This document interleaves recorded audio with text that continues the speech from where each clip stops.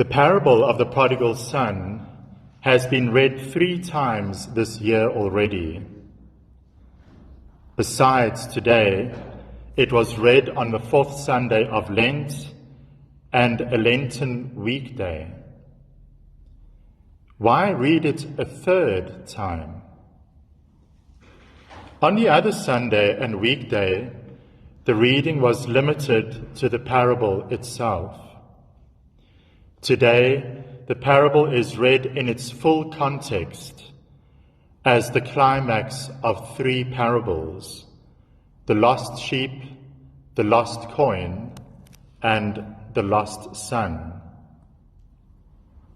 Today's gospel is about things that are lost and the joy of finding them.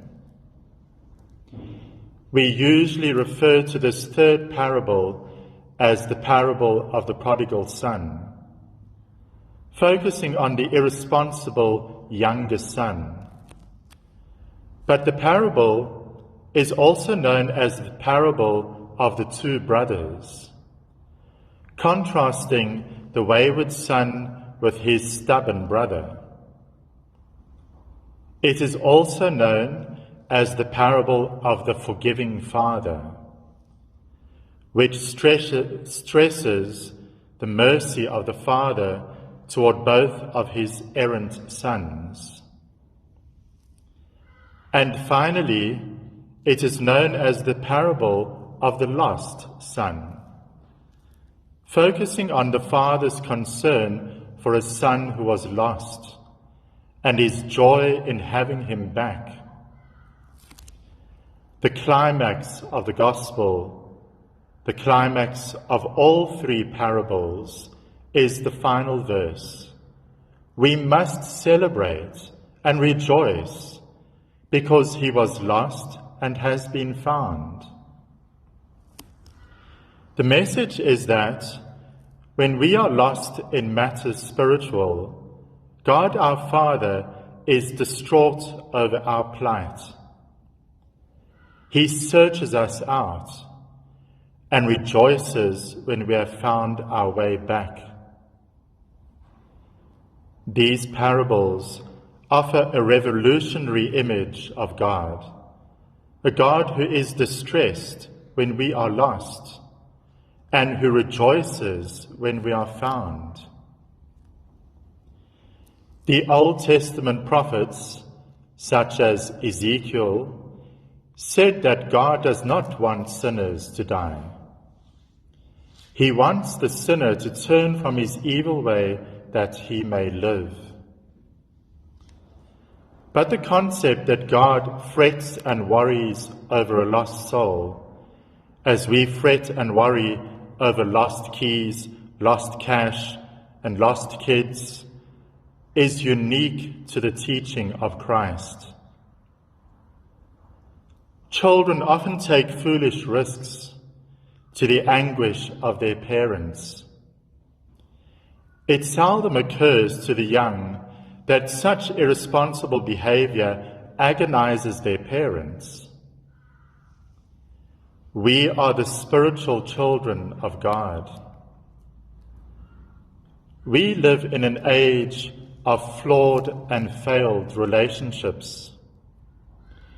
We learn the hard way that a healthy relationship must be mutual. That is also true of our relationship with God. Yet, even the great Saint Augustine focused primarily on his need for God, not God's concern for him. Augustine wrote, "Our hearts are restless, and they cannot rest until they rest in God." Today's gospel adds that God can be restless for us. We are often lost in matters spiritual.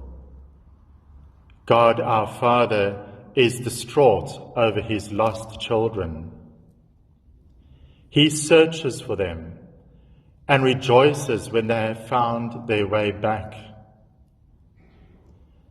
The poet Francis Thompson expressed this pursuit of God for his wayward children in his classic poem, The Hound of Heaven.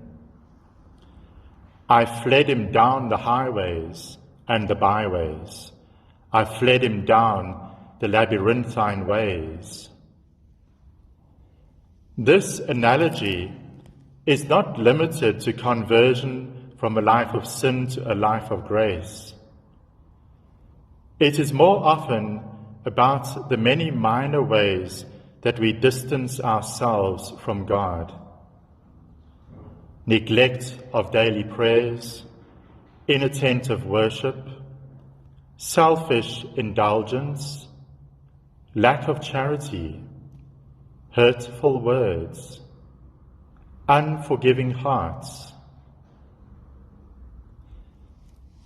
If you lose your keys, your wallet, or your cell phone, you feel incomplete, helpless, isolated. It is as though you yourself were lost. The Gospel suggests that God has a similar anguish when we have lost our way in life, and that he will spare no effort to bring us back, rejoicing when we return to his grace. The Father of the prodigal son is an image of God our Father when he says, "We must celebrate and rejoice because he was lost and has been found."